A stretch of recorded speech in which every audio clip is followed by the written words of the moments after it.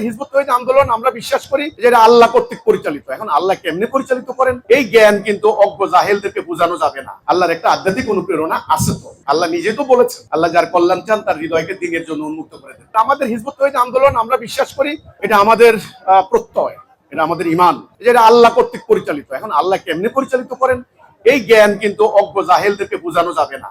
ঠিক আছে, আল্লাহর একটা আধ্যাত্মিক অনুপ্রেরণা আছে। তো আল্লাহ নিজে তো বলেছেন, আল্লাহ যার কল্যাণ চান তার হৃদয়কে দিনের জন্য উন্মুক্ত করে দেন।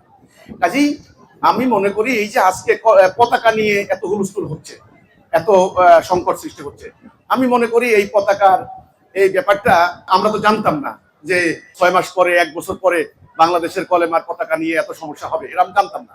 কিন্তু আল্লাহ তাআলা দেখেন, আমরা একটা ডিজাইন করেছি, পতাকা উড়িয়েছি, আমরা মানে জাতির সামনে তুলে ধরেছি আমাদের আন্দোলনের পতাকা।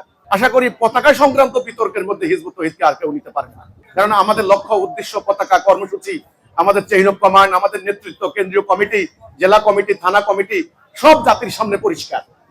এখানে ঘোলা পানিতে মাছ শিকার করার কোনো সুযোগ নাই।